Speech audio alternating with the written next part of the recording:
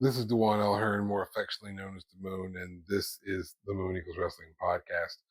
So I did an episode on the McMahon Netflix special, and with the special being 6 parts, the conversation that I had, which features Brian Haas, was about 4 hours long, 340. Uh, I know you don't want to sit through a 3 hour, 40-minute conversation I have about a documentary.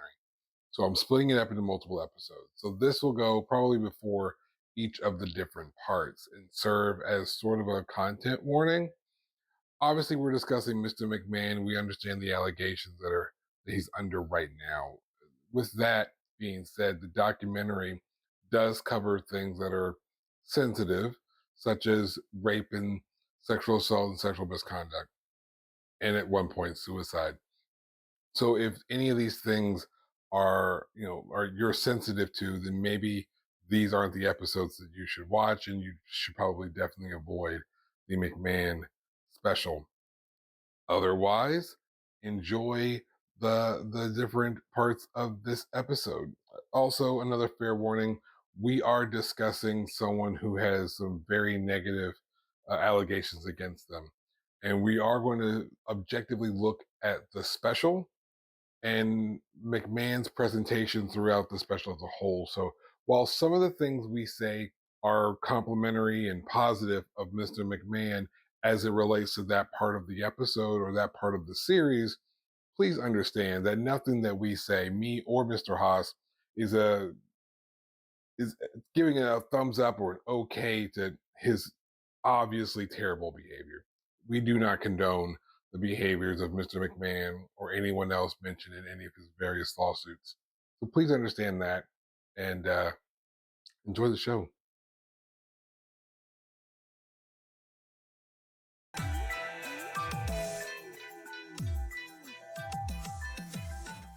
Um, where it starts off with Mr. McMahon saying that Vince McMahon said he modeled the character of Mr. McMahon um, after Dr. Jerry Graham. And I've Yeah, never heard of Dr. Jerry yeah, Graham. So yeah, that yeah, was yeah. really, He, he was sort of a precursor to Nature Boy Buddy Rogers, who was okay. a precursor to Nature Boy Ric Ric Flair. Flair. Yeah. There's three Nature Boys, believe it or not. I knew of two. I knew of the two. Yeah, there's Buddy Rogers, there's Ric Flair, and there's shit. The other one always escapes me. Um, you guys can Google that, or whatever, Yeah, you're on YouTube. You can find Yeah, right. I mean, shit, man, you should be able to figure that out. it. Yeah. But yeah, like it's just really crazy. The circumstances that just sort of happen around all this stuff. Just it was so quick too. Like, I remember Raw was super boring.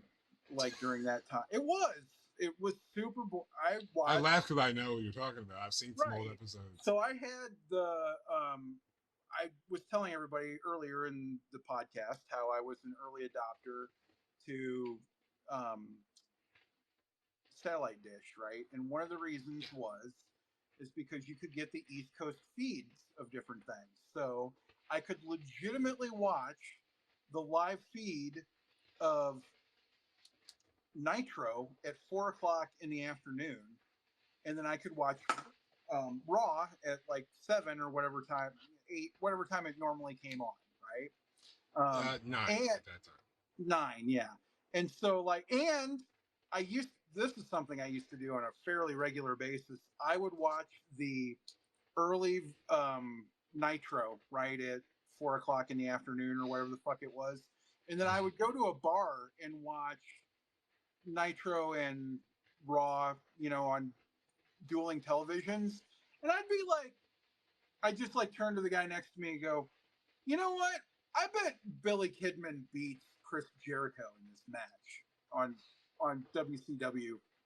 Meanwhile, I already know what the Right, outcome right. of this match is. They're like, Billy Kidman beating Chris? That's fucking ridiculous. I don't no fucking. And then afterwards, be like, man, I don't get like. the bartender at this bar that I went to that was right by my house watched me do it like 5 or 6 times. He's like, how the fuck are you doing that? I'm like, I'm watching the live feed before I get here. And then I'm just like, I already know what I just make note of whatever the crazy, there's always one or two crazy outcomes where it's just like, that doesn't make any sense at all. But Right. it does make sense because it's wrestling, you know? And so I would go and do that. But like, I was watching Nitro first, and I was watching Raw second because Raw was boring as fuck. It really was. I wasn't an Undertaker fan. I loved Brett, right? But I'm just like, he's so milk toast, and he's so like, he has literally zero charisma at all, right? You Right. know, which was the big, and that's why they could do the double turn at, I don't even know what pay per view that was, SummerSlam or Survivor Series or whatever, where they do the Austin Hart double turn. That wasn't WrestleMania, was it? That might have been. I don't remember. I don't think so. But Austin comes in as the heel, and Bret Hart comes in as the face, and he puts Austin in the sharpshooter, and Austin's bleeding like Oh, the big 18 blood. buckets of blood. Yeah. Yeah, if you see the image of Stone Cold like looking up and trying to move, and he's like, With blood just that's pouring that. down his face. It's that match. Yeah. That's that match. And it literally made Stone Cold's whole fucking career. And it really gave Bret Hart a shot in the arm that he needed at that time Credibility. Yeah. for like another 2 years in the WWE, and then really for the, you know, poor Bret in WCW. It was just like bad timing. I'm so glad we're not talking about that because that's abysmal. But Yeah. we can kind of like the Attitude Era and the seeds that get planted for what is known as like the high time of pro wrestling. Yep. Bret Screwed Bret, the formation of D-Generation X, Yep. and Stone Cold Steve Austin, and as Yep. you were alluding to, that same King of the Ring, the one that Triple H was supposed to win but didn't, as a punishment, they pulled Austin aside like, hey, by the way, you're going to win King of the Ring. And they understood what it was, but what it was, Austin gets beat up, he gets hurt, he has to lip busted. He has to go get stitches, he comes back, they're like, hey, you got to go on. Just so you know, Jake the Snake Roberts, who's doing like a religious gimmick, my he favorite just cut a promo of religious all promo time on was you. ad-libbed. I can't fucking believe. It's not my favorite promo of all time, but it's in not the my favorite, but it's one of my favorites. But one of my favorites is in later in this era, not mentioned in the documentary, but I'll tell you when we get to it. Yeah. It's, you know, you thump your Bible, you say your prayers, you talk about your Psalms, you talk about your John 3:16s. Austin 3:16 says, "I just whipped your ass," and then they're like, close it up," and then Stone Cold Steve Austin has to wrap it up with something, and that's the bottom line. And that's the bottom line because Stone Cold said so. And like you said, to think that you had to just on the fly, say it, and for it to stick the way it did. Now, what I loved was the interview that happened later on when Triple H would leave DX, and he does that sit-down interview. It's him in China with JR, and he's like, "You guys always talk about being students of the game. JR, I am the game." Yeah. And what always sells it is it's not the statement, right? It's the crowd reaction to the statement the next week.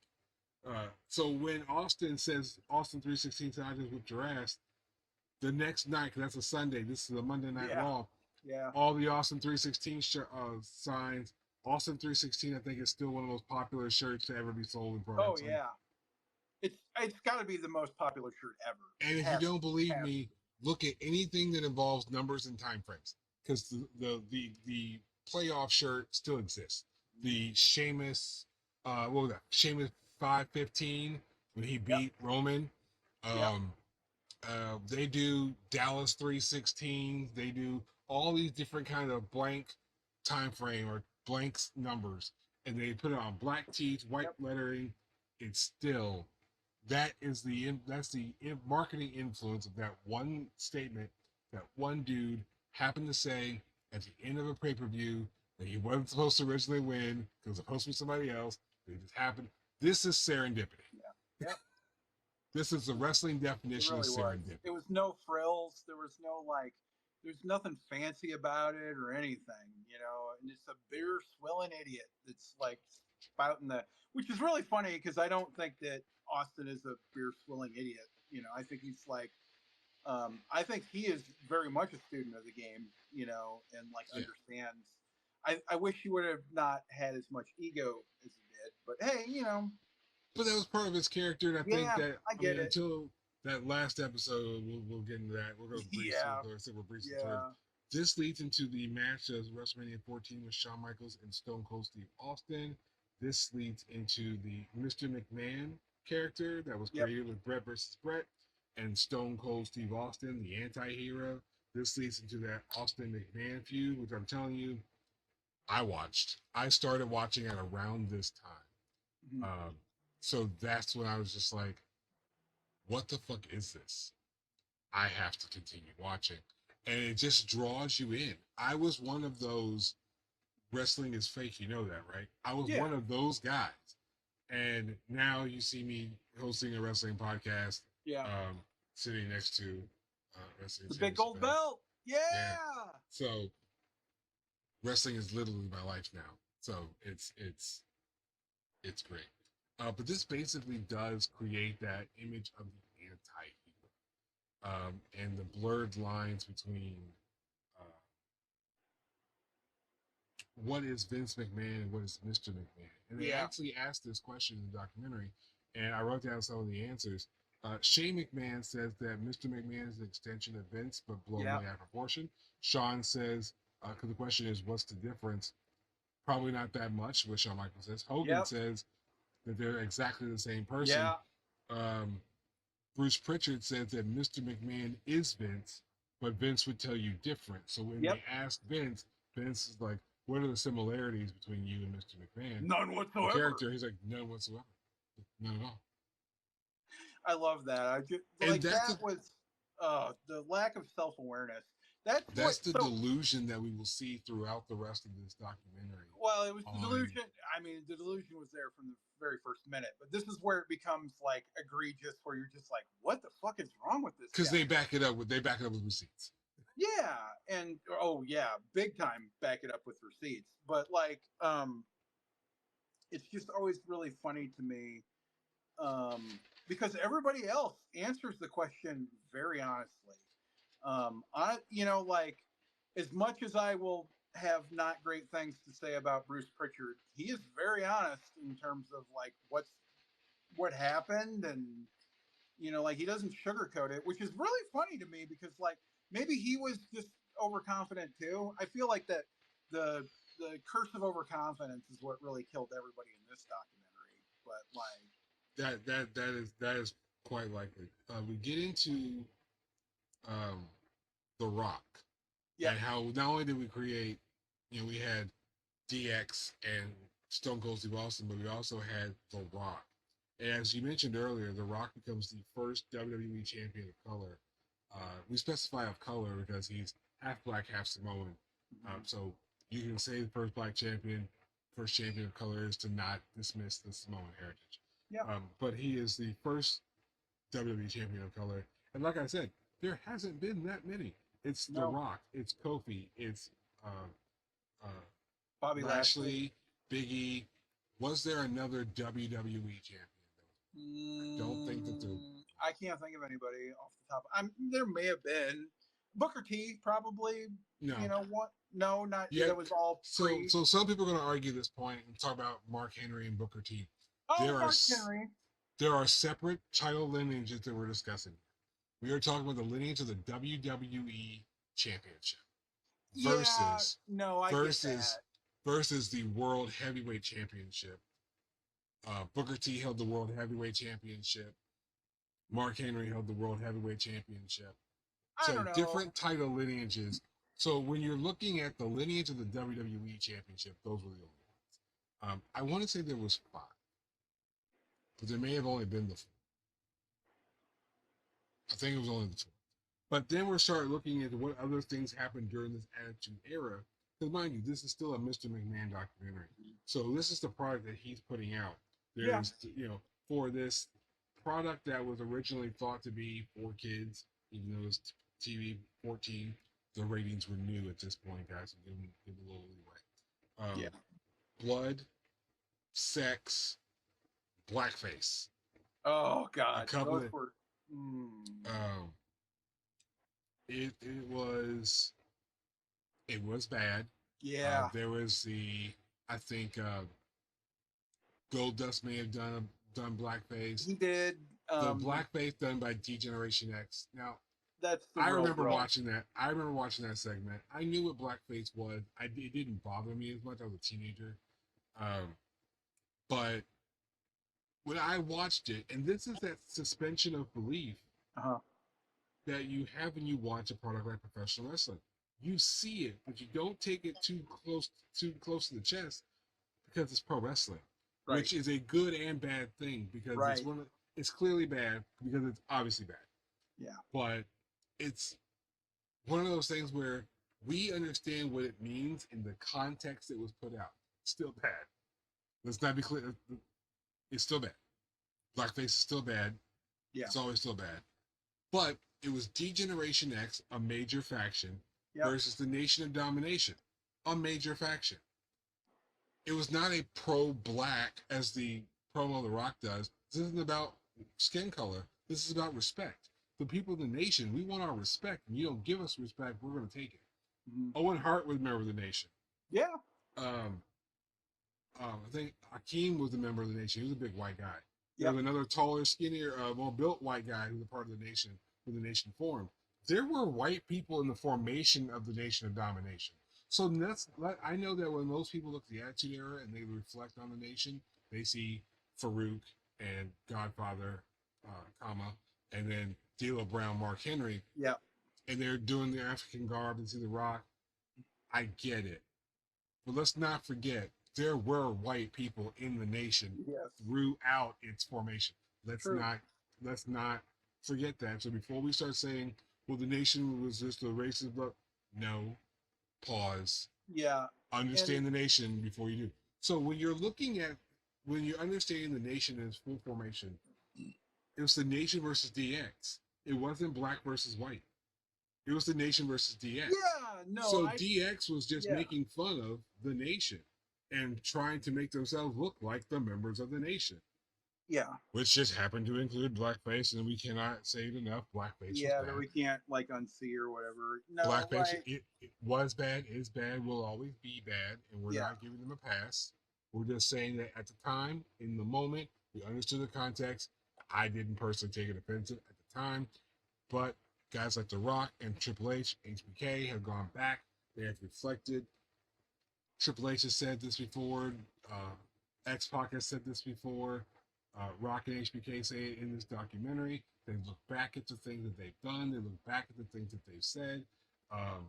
They look back at the promos that they cut, and they recognize that, one, those things would never fly today. And two, they were insensitive for however they were portrayed. And they recognize things are bad. Don't go back to WWE The Music Volume 5 and listen to Pie. Let's not do that. So song is funny. I don't care who you are, but it's a. So I have some opinions even on this, even as a white dude. So please don't come after me, please. But this is an open space. If you truly cross the line, I'll correct you. Yeah, no, I'm not about to cross the line. I think you're good. I knew it was fucked up when it happened, right? Even then I was like, oh no, this is not good. But you have to take it in the context of the time period that it happened, right? Where shit like this was still legitimately mainstream, right? Misogyny, racism, all these sorts of things. It was a product of the time, right? It was. Yeah. I do not want to. I'm not supporting it. I do not think it was right. Not condoning. Right, not condoning it in any stretch of the imagination.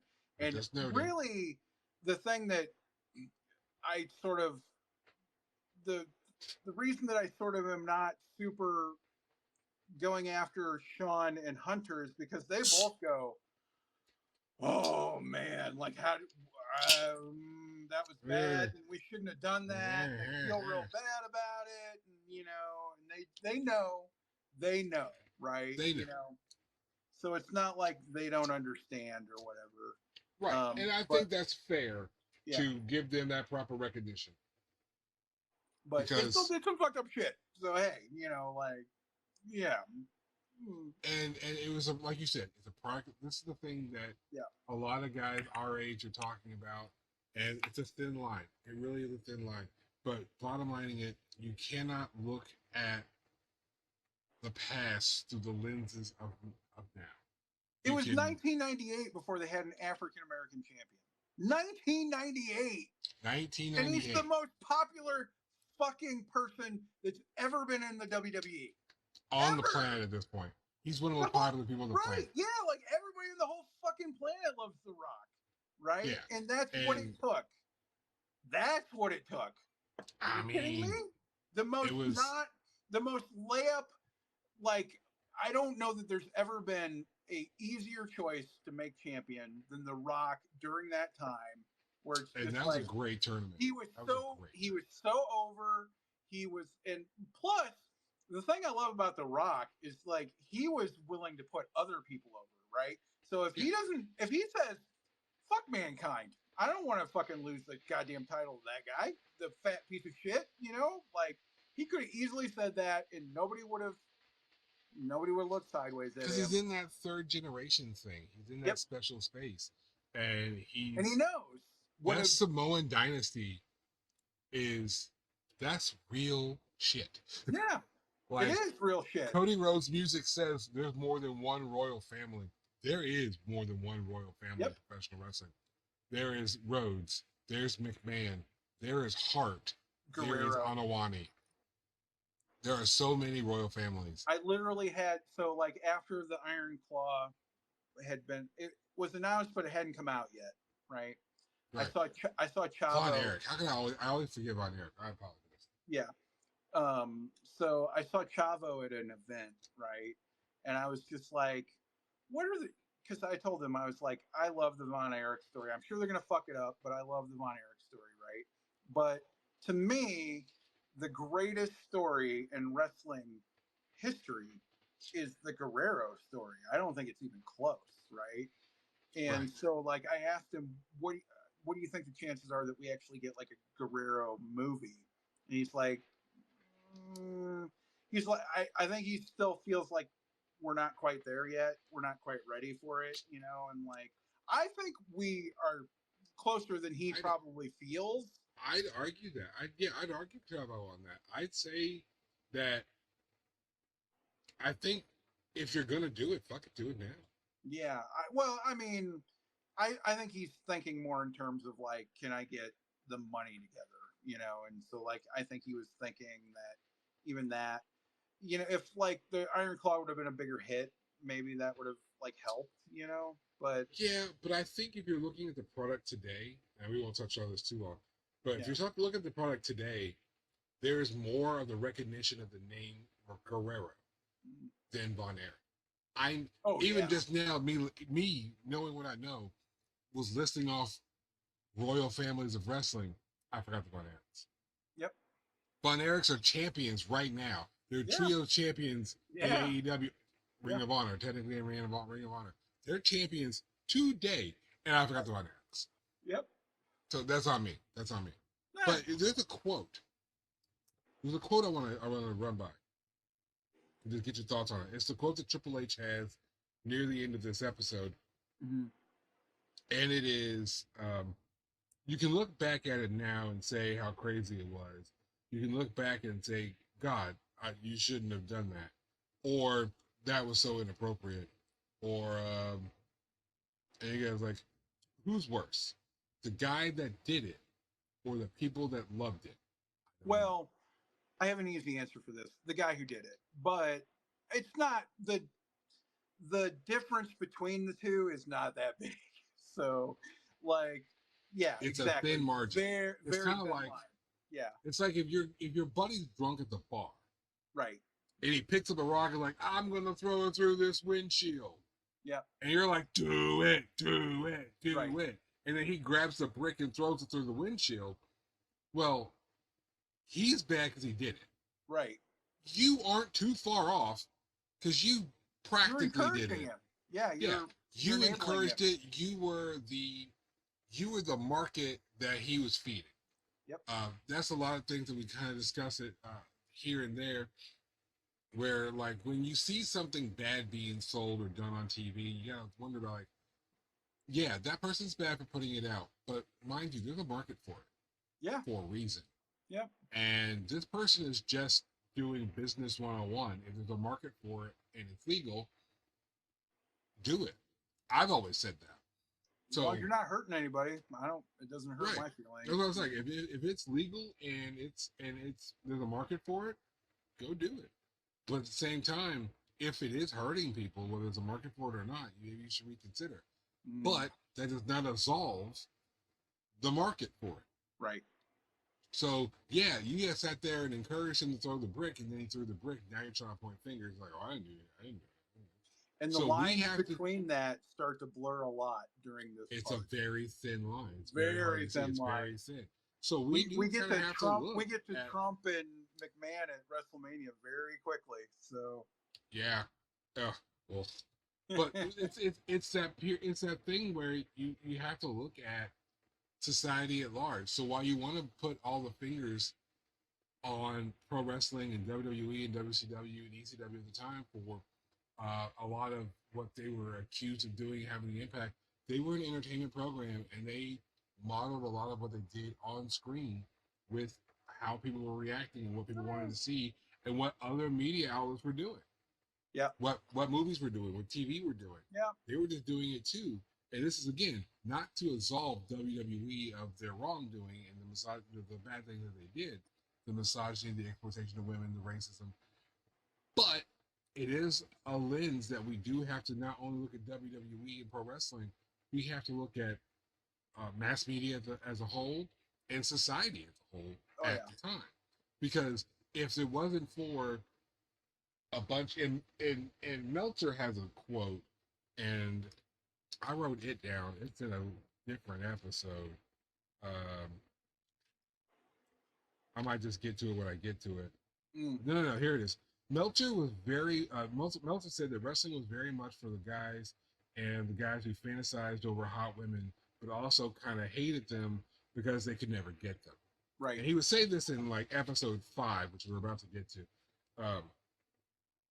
But that's just a reflection of the time. So before people start looking at the Attitude Era and saying, "Oh my God, I can't believe it," like look at your older brothers, look at your older sisters, look at your mom and your dad, because these types of the popularity of those movies, the popularity of those TV shows, aided and abetted in the same thing. Yeah, like the Limp Biscuits and the American Pies and those sorts of things. But the market was buying that stuff, so people were putting it out and people were buying it. People were buying because it was there. It was there because people were buying it. Yep. This is another thing that we go into. It's really, really long, but I'm going to touch on it because everyone should know about this too if you're watching the show. It's Over the Edge 99. Oh, yeah. Over the Edge 99. Don't bother looking it up. You won't find it. I watched it live. I was watching it scrambled. Because I was too young. My mom wasn't going to spend the money on the pay-per-view. So we were watching it I was watching it scrambled. So I couldn't see it, but I could hear the commentary clearly. Yeah. And so this is Over the Edge 99. It's pay-per-view. It's Godfather versus the Blue Blazer for the Intercontinental Championship. And this is the match. This is the segment where Owen Hart dies. Now, a lot of questions. Mind you, this is all about. This is the Screwjob episode. No, this is the Heat episode. Attitude. This is the Attitude. So we're talking about the Attitude Era and the things that they all like came from it. The biggest controversy is they didn't stop the show. Yeah. Vince's logic that he gave, the answer that he gave was, it happened during a blackout, meaning they were focusing the attention on the Titantron, showing a promo. Yeah. And so the studio, the arena was blacked out. It was dark. The lights were down. And that's when it happened. The fall happened. He's practically dead in the ring. and they don't announce it to the crowd. So the crowd knows something happened, Right. but they don't know what happened. And Right. they have not been told that Owen Hart has died.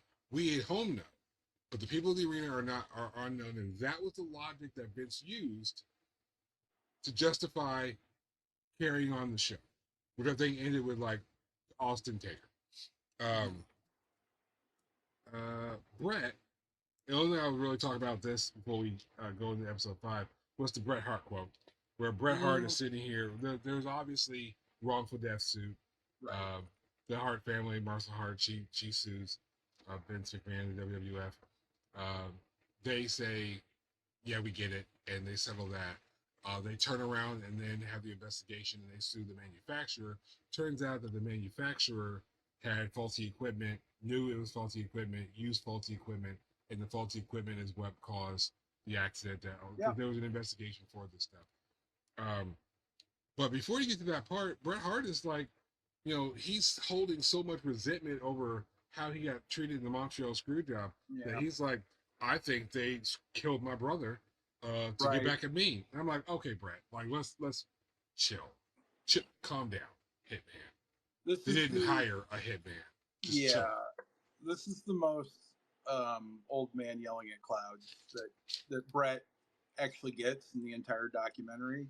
And then, thankfully for Brett's own sake, he's like, that's ridiculous. There's no way that they actually legitimately killed my brother as a way to get back. Well, he thought that until he was talking to the investigator, the police, and the police were like, hey, we did an investigation, we checked, it wasn't WWE, it was a manufacturer, it was a legit accident. He's like, oh, okay, and then he accepts it. I'm like, that's too much. At that point, I could understand Brett being like, I'm not accepting anything until somebody that is not WWE tells me that whatever's going on, I could see that. I could see it. The paranoia and the, like that whole thing, everything was just so ugly during that incident, and he's got so much resentment built up. Right. And it's still ridiculous and stupid. And, it's still a ludicrous accusation. Of course. However, I get it. I get that you're upset. But I understand. Yeah. Yeah. Like, this is really dumb. That's a bit much, dude. I get it. I get it. I think you're taking that a little too far, but I understand. It's like I wish you would step back from the ledge, my friend. Like, just and he does actually that's where he finally steps back from the edge, but everything else is just like, fuck Vince, fuck Vince. And it's like, yes, of course, fuck Vince, but like, come on, man, it's 30 years ago. Like, you supposedly buried the hatchet yourself. You showed up on goddamn Raw when Vince still owned WWE, so like, eventually you had to kind of get over it, Yeah. It's easy to come back and follow back on the fuck Vince when everybody's like, fuck Vince. So now we have episode 5, Family Business, and we can really breeze through this one. Yeah. Because this really just talks about Vince's childhood. He talked about, the abuse will abuse. And I feel like it's in episode 5 where the documentary starts to shift. And like the creation of the documentary starts to shift. And the producers are sitting here like, okay, so we're going to put this out in 2024. This is where we're sowing the seeds of what will show up in episode 6. Because episodes 1 through 5 are basically before the accusations come out. Yep. There's a little disclaimer at the beginning of the episodes. And episode 6 is when shit hits the fan for Vince McMahon. But episode 5 is Family Business, and we're really just talking about Vince's childhood, his marriage to Linda, the involvement of Shane and Stephanie, the storyline with Stephanie and Triple H, the Vince McMahon, Stephanie McMahon street fight for control over SmackDown. I remember that match. Yeah, I do too. Oh, and side note, I have the world's biggest crush on Stephanie McMahon. I had the hardest time watching this documentary without just like melting every time she was on screen. I don't care, Triple H, come see me. in Louisville. Like He's got a pacemaker now. I don't think he's really going to come fight you. So he can still kick my ass. yeah, probably. But hey, He, just saying, right, he's probably not gonna. right. He's big enough that he's like, oh yeah, that's fine. You think I my love wife what is you're hot? doing with the WWE, Triple H. I really do. I'm just saying, your wife is one of the most beautiful women in the world. Okay. Um, then we enter the discussion about Linda and Linda's involvement in what was that, WrestleMania 17, Yeah, the Vince Shane match, the storyline with Trish Stratus, and how a lot of the a lot of this Mr. McMahon portrayal with his family, some of the storylines that did not make air, the ones that Stephanie would not talk about. And that's what we were kind of talking. I was alluding to at the I beginning of know this. those stories. I know those stories, um, and they really are. They're kind of irrelevant, but it's one of those things where They're super I gross, and they it's are like ridiculously gross. oh my god, like it so like feeds into the id of Vince McMahon. But anyways, I'm sorry. Go ahead. But no, but that's what I was alluding to earlier. It's like when we think that Shane and Stephanie are pretty well adjusted, generally speaking. For the most This part, is I feel like that's true. Yeah. this is where I would almost question it. At least I throw like maybe some asterisks or something. Maybe circle it to Yes. come back to later. Yes. Because you're being presented by your father as his daughter, some bad story ideas. Yes. To say the Bad least. story ideas. And then Shane is just desperately grasping at the straws of his father's affection. Yeah. And so, I mean, like, up until that last Shane McMahon Undertaker match, like, he's grasping for his father's approval. Approval. Uh, Yeah. and so I'm like, how far away from that? I won't call it abuse. I'll say neglect. I'll be so bold to say neglect. Do you feel like it? Do you feel? Well, let me ask you. Do you feel like that's more of a sign of abuse or a sign of neglect? Would you use a different term to highlight that obvious impact? Because when Stephanie McMahon is asked about those stories that I know, most of the wrestling population knows, we know what those storylines were. But even though we all know what those storylines were, Stephanie McMahon would not talk Yeah. She just about it. kind Like of she got smiles. very Like, she's like, yeah, no. yeah. And so, how would you classify that? Well, I mean, it's a weird dynamic because, like, it was clear that his family was meant to be on camera talent, Yeah, so like, and they agreed to it. Nobody was like holding a gun to their head. There's definitely the approval. Like I feel bad for them, and like I hope this is my one hope, right? That comes out of this is that they have broken the cycle, and it feels like they have. Like I don't feel like they came away unscarred. Like I don't get that feeling at all. But like I feel like they have broken the cycle enough to where the next generation of McMahons is not going to they'll be fucked up about something else probably, but like they won't be fucked up about wrestling, right? Um, yeah, and so, but my question back to you, right? okay, Because like it's obvious that the Shanes and the Stephanies of the world understood what was going on and the extent that their father was probably exploiting people.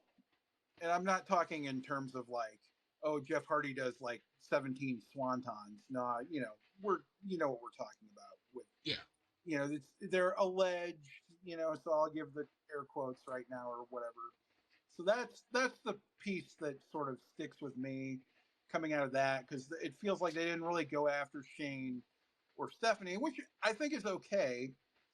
but like I would have felt a little better about had they just sort of asked, "What are your feelings about it?" Right? You know, and I think they sort of allude a little bit, but like I don't feel that like they're super direct about it, and I feel like that probably would have helped a little bit their case anyway. Well, so you gotta remember that there's a year marker in a lot of their Sure, interviews. So a lot of their interviews was pre-accusations. of course, yeah, So it's one of those things where you would have to almost ask a direct question, like ask about Janelle Grant specifically, yeah, or ask about, and a lot of these things get shown into TV. Part of this episode was the lawsuit that Sable filed for right. sexual harassment, and then she comes back to the company, and they show the And marries segment Brock where Lesnar, it's another fucking alleged rapist. You know. yeah. Well, that's all in episode 6. Yeah, I'm Uh, sorry, we're getting ahead of myself. I just keep wanting to go. Oh, you know, this guy's a shitty person too. You know. Sorry. but with the Sable thing, and she comes back to WWE after the lawsuit. Yeah. Uh, there's this. They show the segment from TV, wherever show it was on, where Yeah. it's like, did you forget that she sued you for sexual harassment, and she did this, and she did that, and then just Sable's just laying on the desk, just like, yeah, I did, sure did. Yep. Mm-hmm. Yeah. And then Vince is like, nah. But it also showed what was alluded to with that was Vince doesn't care. No, he doesn't. What matters to Vince McMahon is the show. And the money. The money And is the money. what. Yeah. So it's like if they'll make money, I'll hire the people who try to put me out of business. I'll hire the people who try He to. did it over and over again. Yeah. Hogan, I thought Hogan betrayed me. I'll hire him back. Right. Bischoff tried to screw me over, take me out, and take my business away. Macho Man is the only guy he never forgave, and I think we all know why he didn't forgive Macho Man. So there's a lot of stories. There's a lot. We're talking about Stephanie, you know, and not dating the talent. There's a lot of stories. Zing. And I will say that none of those stories have been admitted to. Yeah, Macho can't defend himself. Right. And Stephanie does not comment. So I'm willing to say that I got with the boss's daughter, brother. Well, again, this is speculation station. Yeah, I know. A lot of accusations where allegedly, where it was this is not part of the documentary, and I'll just say because it's out there, we're not going to confirm or deny or say anything like that. So, but it's one of those things where Stephanie was accused of being trafficked, or it was accused that Stephanie was trafficked. Yeah, and a lot of what perpetuates that is a storyline rant that Stephanie goes on air, on show, part of the story, part of the episode, right? Where she is like, the things I had to do, the people you made me meet, and the things I had to do, I did them for you, blah blah blah blah blah, and we're like, oh, there's a story I didn't think we'd go with. Yep. But again, and what gets really shown and highlighted in the course of this documentary, and we're 5 episodes in, what gets really highlighted is how much of the McMahon reality is showing up in the McMahon storyline on TV. Almost every highlighted moment goes from here to here under the veil of pro wrestling fiction. Yep. So that makes under the veil of fiction, because it's veiled as fiction. Mm-hmm. So that is what could lead someone to speculate how true or how much truth was in that promo. Yeah. It could be absolute falsehoods. Could be 100%. Yeah. Some guy in the writing room could have made up the whole thing. Yep. Say, hey, Steph, say this. And she's like, this is weird. He's like, I know, but it works for the story. Right. Okay. And just went with it. Or how much of that was from a place that Stephanie would otherwise want to keep to herself, a storyline that she may not want to mention. in the documentary, or something in real life that she doesn't want to mention otherwise. I go back to Scream in the Weinsteins, more You're specifically right. Scream 3. So when you look at Scream 3 and you look at the baseline story of Scream 3 and you look at the Weinsteins, who were the producers of Scream 3, and it's a miracle that that story ever passed the Weinsteins. Yeah. But at the same time, if it's one of those things where, like, if they stopped it, it's like they're admitting to it almost. Right, exactly. So you can't really do it's anything like you about can't it. really do anything. But They can't make a big deal about it because then they're like, "Why are you making a big deal about it?" You know? you seem awfully guilty there, sir, Mr. Right. Weinstein. Yeah. But yeah, we're talking about the sexual harassment suit, and then we're talking about um, the sale of WCW, the simulcast. I was watching the simulcast. I tell the story. Me, my buddy Terry, my buddy Brian were at my house, and earlier that day we had turned on my computer. Yeah. And 3 years after we turned it on, the internet kicked in because it was dial-up, and we were we it was Monday, so we wanted to see what was going to be on Raw, and so we look at the website, and it's just this one image that we had to wait for it to load, and it loaded up in parts, and the first thing that shows up is the center part that says purchases. Yeah. Like, what purchases? Who buys what? And then it's like the WWF logo and the WCW logo. Yeah. So the whole thing just shows up on WWE.com, WWF.com.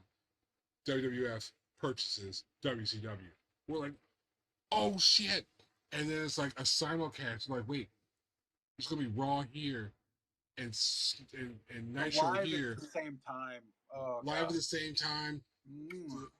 When you had that hour where they were both on at the same time and Vince is on both shows, we kept like. Yep. Back in the day, kids, your remote had a button that said like last, Yeah. right, or back. So you go to one channel, you type in the buttons for the new channel, and you go to a new channel. But if you hit back, you could use that to go to the channel that you immediately left.